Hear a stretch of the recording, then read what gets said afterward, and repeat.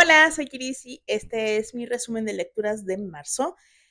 Marzo fue el Marzo Asiático, una iniciativa impulsada, creada por Magrat para leer pues libros de países del continente asiático, algo que seguí. No era mi intención, o sea, sí quería hacerlo, pero no era un objetivo por el que me presionara que todos los libros que terminara durante ese mes fueran asiáticos y lo conseguí. Y de hecho, dos de los libros que leí durante ese mes se llevaron 5 estrellas y van a estar en mis favoritos del año. Empecemos con este resumen. Primero que nada, voy con mis favoritos, con los mejores. Y está Modu o Silent Reading o Entre líneas, como le pusieron en español, de Priest. Una novela Dan May que ya tiene reseña en el canal y es un thriller increíble, un thriller que me tuvo, híjole, leyendo con avidez porque necesitaba saber qué onda, pero también me horrorizaba con las cosas que pasan. La historia transcurre en una ciudad que pues está inspirada en una ciudad china, obviamente, solo que no se menciona bajo ese nombre, que tiene grandes desigualdades económicas y tiene problemas de violencia y de corrupción. Y tenemos a dos personajes, nuestros protagonistas, Fei Du y Luo Wenshou. Luo Wenshou es ay, no me acuerdo cómo se llama el cargo que tiene, pero pues es policía, ¿no? Es uno de los que investigan los crímenes, mientras que Fei Du es un chico rico, un CEO, pero él vive la vida de una manera un tanto frívola. Sin embargo, esa es la imagen que él ha cultivado. En realidad es un chico muy brillante. La cosa es que años atrás la madre de Fei Du falleció en una circunstancia bastante extraña y él está seguro de que pues, él sí le dijo a la policía que pues había algo raro ahí, como que está investigando. Aparte el padre de Fei Du, que era originalmente el presidente del conglomerado que lleva Fei Du, tuvo un accidente y quedó en coma un par de años atrás. Y se supone que también es como algo muy raro. Y bueno, ocurre un suceso violento y empiezan a investigar. Y bueno, se descubre una red grande de corrupción y eso nos lleva a otro caso y a otro caso y a otro caso. Hay un video en el canal en donde me explayo mucho más. Me gustó mucho. Priest es una autora que siempre explora cosas diferentes, aunque hay elementos reconocibles en varias de sus obras, siempre explora algo más, ¿no? Ella hace Wuxia, Xianxia creo que también ha hecho, fantasía urbana, lo que sería, ciencia ficción, steampunk y ahora thriller. Bueno, ella le entra a todo y es un thriller increíble. Es bastante fuerte, tiene varias referencias a la literatura, a obras clásicas como Rojo y Negro, Lolita, ay, ese no lo voy a decir porque sería spoiler, Cumbres Borrascosas y así. Y es que es una historia, pero bien, bien fuerte. O sea, no es como súper gráfica en sus descripciones, pero no lo necesita. No lo necesita para sorprenderte, para horrorizarte. El arco de Lolita, híjole, no. De verdad fue difícil para mí leerlo. Y es buenísimo este thriller. Otro que se llevó 5 estrellas es Víctimas Perfectas y la política del encanto de Mohamed El Kurd. Me gustaría hacer un video exclusivo de este libro, pero es que no creo tener la capacidad para expresar lo interesante, lo brillante y lo mucho que me gustó este libro. El libro es una reflexión sobre cómo los medios tratan a Palestina como tema. Y esta crítica incluye a medios progresistas o medios aliados que replican mensajes y cómo afectan esos mensajes es una cosa muy interesante. Por ejemplo, él habla sobre esta ah, humanizar a los palestinos, que le dicen de pronto a él como de, no, bueno, es que para los textos, para que crear este impacto, es importante que humanices a los palestinos, que la manera en la que ellos se lo dicen para mí es errónea, porque para mí humanizarlos es entender que no son un monolito, que son personas que tienen su propia agenda, sus propias luchas, sus propias ideologías, porque son personas como nosotros, simplemente en un contexto específico. Y esto lo refiere a cómo, por ejemplo, en los medios de comunicación, sobre todo en los aliados, eh, no se retrata como estos llamados a la rebelión, al derecho a resistir, porque eso implica como un mensaje dañino, porque eso va a hacer que el otro lado tergiverse todo y lo utilice como para justificar el genocidio, y habla sobre el uso repetido de los medios de los niños, o sea, de las infancias, como, ya saben, hay una cosa que a mí me hace como ruido cuando llegan como estos tweets denunciando el genocidio, que es recalcar la cantidad de, pues, niños pequeños que han sido víctimas de los bombardeos o de toda esa cuestión. Y me parece importante, o sea, no quiero que se malinterprete eso, me parece importante. Lo que pasa es que también me hace sentir como, bueno, entonces las mujeres de mi edad son víctimas permitidas, los hombres ancianos es aceptable. En realidad, entiendo, se busca apelar a que las personas tomen conciencia, piensen en estos infantes, inocentes, eh, vulnerables, y que digas, no, no puede ser, pero, pero ese mensaje no está calando y no está importando.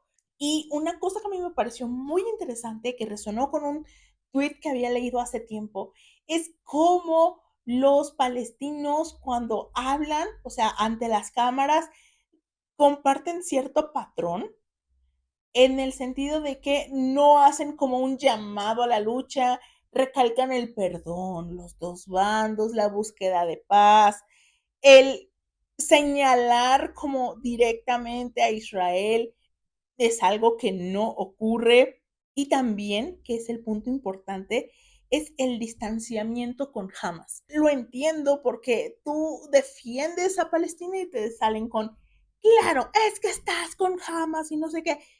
Entiendo que ese distanciamiento busque como mantener el mensaje en el frente, pero es que la cosa es que, ¿por qué existe ese grupo?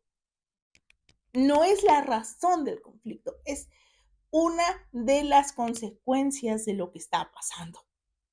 Esos niños que pierden a sus familias, que pierden sus vidas, que pierden su futuro, ¿qué creen que van a hacer? Es muy interesante la parte en donde habla sobre el capitalismo tratando de cooptar la lucha palestina. Fue como, no había pensado en eso, pero sí, tiene sentido. O sea, como que puso en palabras muchas cosas que yo había estado pensando y otras que ni siquiera me había planteado. En la naturaleza las cosas crecen, de Ji-Yun Lee. Este es un libro de no ficción, un poco memorias, unas reflexiones. ¿De qué trata? Bueno, la autora es, bueno, ella nació en China, pero lleva muchos años viviendo en Estados Unidos. Ella tuvo dos hijos y ambos hijos dejaron este mundo por sus propios medios, con algunos años de diferencia. ¿Cómo sobrevives a eso? ¿Cómo sobrevives no solo a perder a un hijo, sino a dos? Y este no es como un libro de duelo clásico, no es un libro de y superé todo ese dolor y ahora soy más fuerte. No, no, no. Y digo que no es un libro de duelo clásico porque la autora se desmarca de la palabra duelo o del concepto duelo. Dice que a ella no le gusta, sobre todo porque se espera como que cuando atraviesas un duelo, pases ese proceso y te cures. Y entonces vuelvas a ser funcional y a comportarte de una manera que no incomodes a las demás personas con tu dolor. ¿Qué hace ella en este libro? Habla sobre la pérdida de sus hijos y de cómo trata de encontrar sentido y de reflexionar sobre por qué. Se trata de recordar principalmente a uno de sus hijos, a el menor.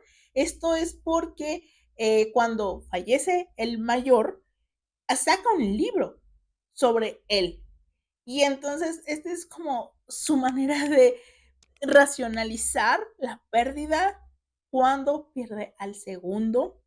Habla sobre la depresión, sobre neurodivergencia, sobre crianza, porque lo que nos habla es que ellos, o sea, ella y su esposo, fueron padres que respetaron mucho la autonomía de sus hijos. Y que de pronto la gente les decía, ay, pero es que eres como muy exagerada, les estás permitiendo todo, les estás dejando no sé qué.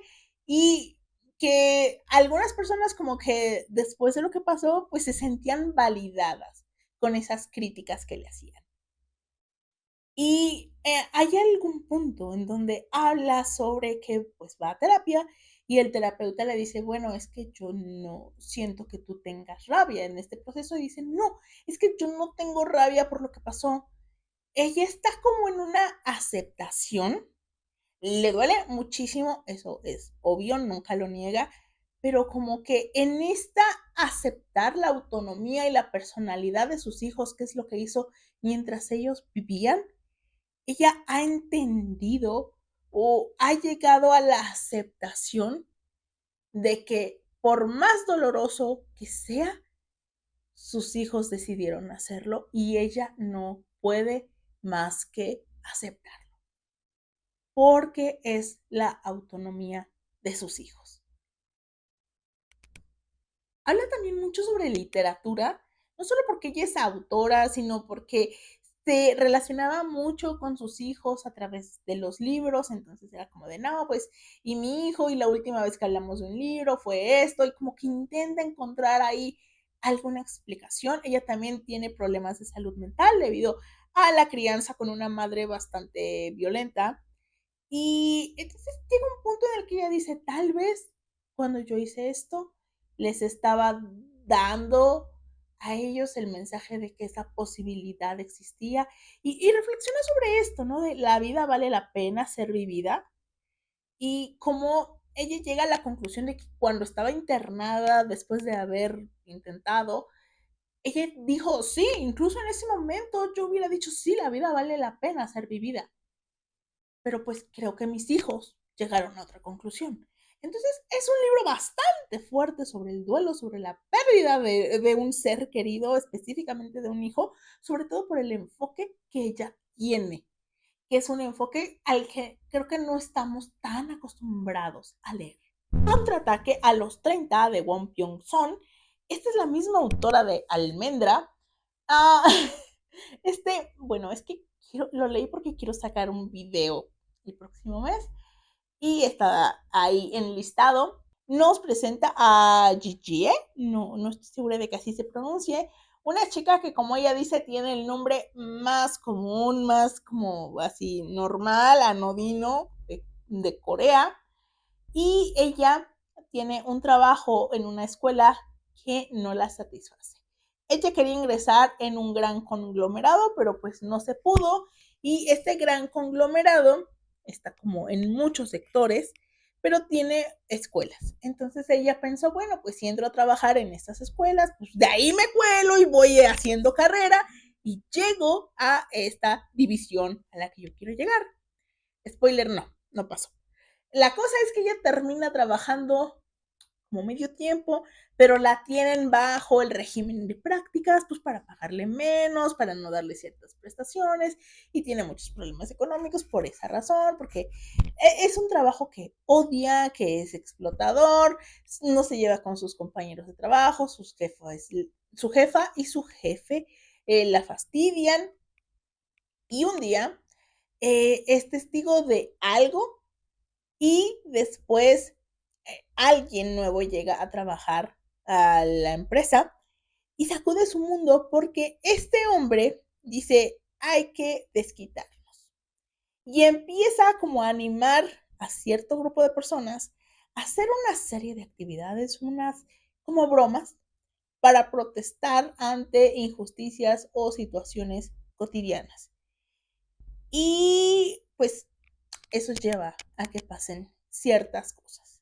El tema central de este libro son los cambios en el sentido de qué cambios podemos promover, ¿no? Porque, bueno, estamos en un mundo en donde la situación actual es desalentadora, es preocupante, aterradora, es todos los adjetivos negativos que se puedan imaginar. Y nos dicen o nosotros mismos pensamos que no podemos hacer nada, que está fuera de nuestro control. Y sin embargo, lo que aquí la autora nos trata de decir de sí, tal vez en el gran esquema de las cosas no vas a cambiar nada por ti misma, o sea, solita, no, pero en una escala mucho más pequeña, en tu barrio, tu pueblo, puedes hacer un cambio. Incluso ese cambio puede afectar solo a 2, 3, 5 personas y sigue siendo un cambio importante para ti o para las personas que se benefician de que hagas algo en lugar de simplemente quedarte y decir así son las cosas. Este fue un libro que me gustó, pero hasta ahí, normalito, tuvo sus momentos. Creo que conforme más avanza y más llega al punto al que quiere mencionar la autora, cuando llega a concretarlo es cuando la historia florece. El resto, pues, estuvo bien y ya. El canto de las montañas de Nguyen Fan, no sé, es que no sé cómo se pronuncia, entonces aquí está la portada. Esta fue la lectura del mes en Leer en Compañía y es una, pues digamos que es la historia de una familia en Vietnam que inicia en los años 20, abarca pues los últimos años de la colonización francesa, la colonización japonesa, eh, la división de Vietnam, la guerra de Vietnam, bueno, antes de la guerra de Vietnam, la reforma agraria, o sea, abarca de los 20 hasta los 70, o sea, los finales de la guerra de Vietnam, cuando se unifica el país. Es la historia de esta familia contada por dos personajes. Una es Dieulon, que es la abuela, y la otra es Huong. Van intercalados los capítulos de ambas. Y el presente es el de Huong durante la guerra de Vietnam. Ok, este libro sí lo había visto mencionado muchas veces, así como de, no, pues si quieres saber de Vietnam, está este. Y considero que es una embarradita. Digo, yo no soy experta en historia de Vietnam, evidentemente, pero creo que sirve como una invitación para investigar más.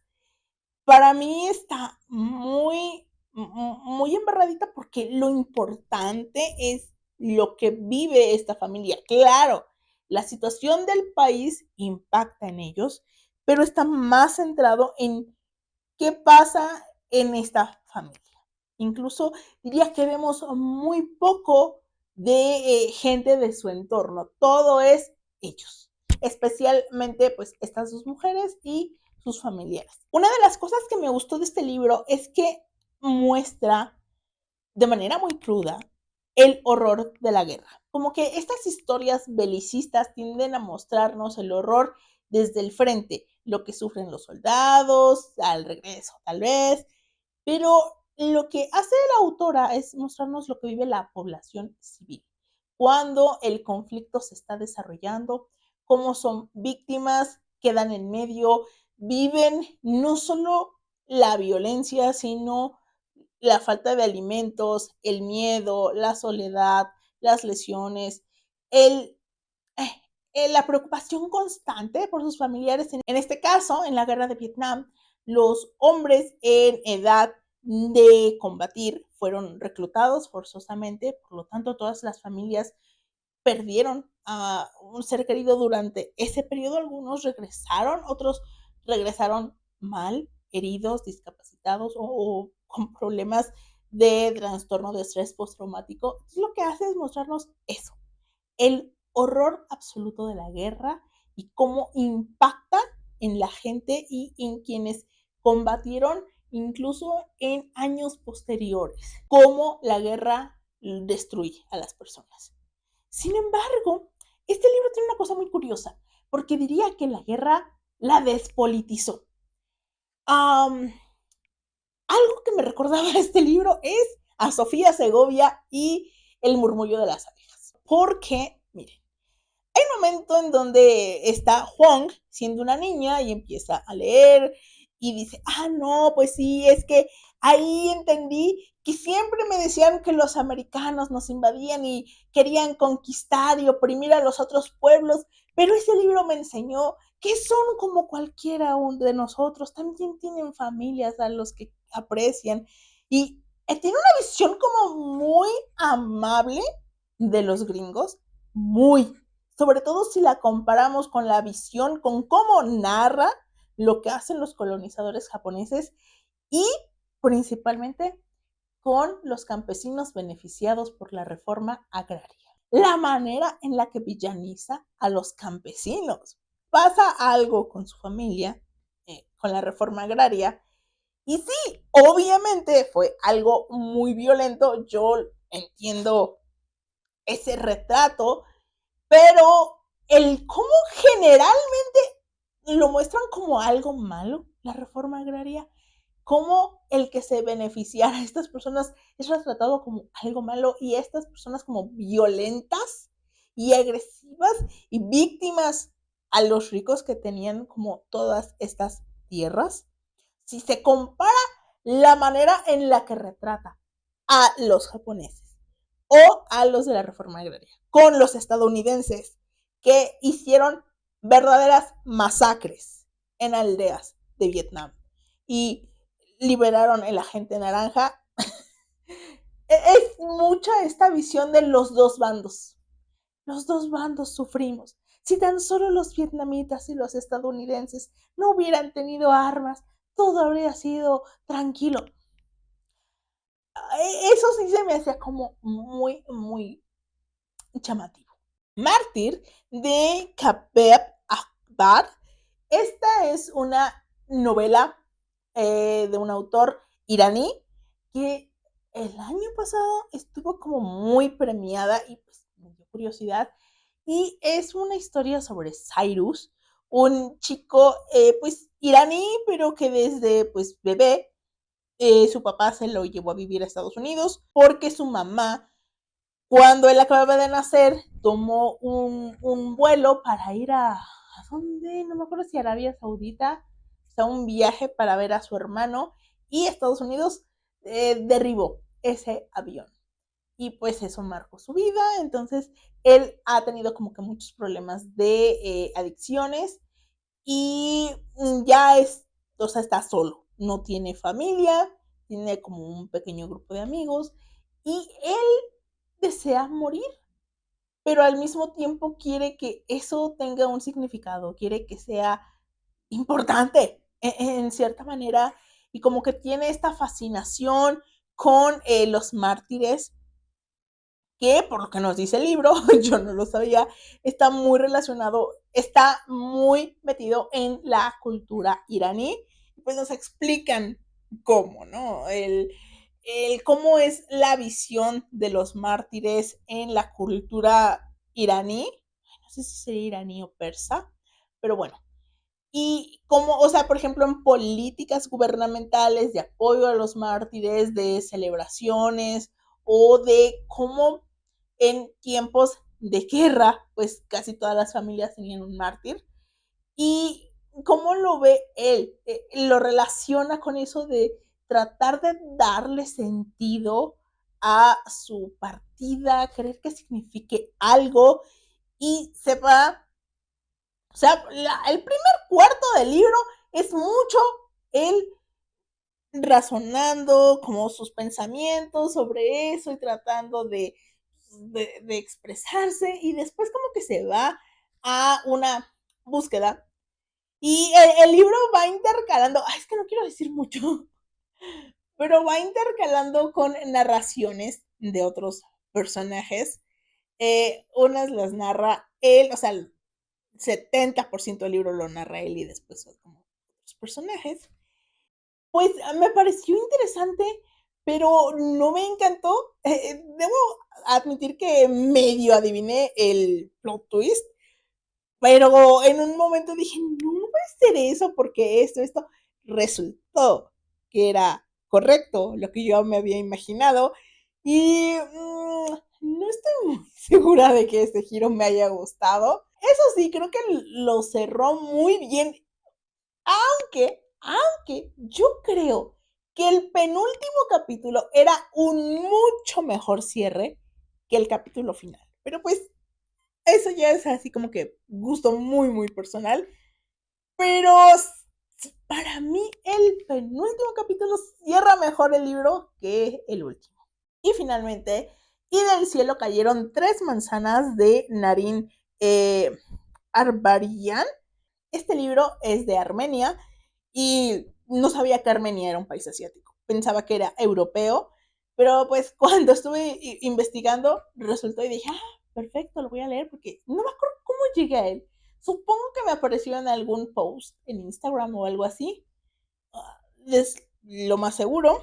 Es la historia de un pueblo de Armenia. Bueno, podríamos decir también que es la historia reciente de Armenia, pero centrada en un pueblo con detalles fantásticos. La historia transcurre en un pueblo habitado en su totalidad por adultos mayores. Todos los jóvenes o se han ido o han fallecido.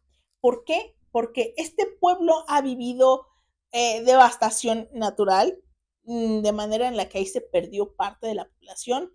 Después hubo hambruna, una hambruna que se llevó a más gente, una hambruna que duró mucho y una guerra que terminó por llevarse a todos los hombres jóvenes y adolescentes y en un punto no había ni niños, no había infantes ahí. Es un pueblo que, tal y como lo ven los personajes, está condenado. Por ende, como todos ahí son adultos mayores, una de nuestras protagonistas tiene 50 y tantos y es la más joven de ahí. Hay un gran sentido de comunidad. Hay muchas ocupaciones y actividades que ya no realizan porque sus cuerpos no se los permiten. Y eso hace que el pueblo en su estructura vaya decayendo. Y puede sonar como una historia muy triste, lo es triste, pero también hay como mucho sentido en la comunidad, mucho cariño, hay humor, hay estos detalles fantásticos que van aderezando la historia. Mi parte absoluta favorita, porque el protagonista es el pueblo. Sí, de pronto la historia se centra más en un personaje que es quien lleva el peso de ese capítulo. Pero digamos que el protagonista es el pueblo. Y entonces la segunda parte es, no diría que gira en torno, pero sí tiene un gran peso, un pavo real. Y ese fue fantástico. O sea, cada parte tiene lo suyo. El capítulo final, yo nunca pensé que fuera a acabar así. Definitivamente me tomó por sorpresa. Pero toda la parte del pavo real me pareció brillante. Y aunque habla de cosas tristes, pues de situaciones que han atravesado los habitantes de este pueblo, hay esperanza en este libro. Sobre todo en el cierre. Me gustó mucho cómo cierra, pero les digo, me reafirmo, lo del pavo real, 10 de 10. Eso fue todo por el día de hoy. Espero que este video les haya gustado. Muchas gracias por verlo y ojalá me acompañen en el siguiente video. Adiós.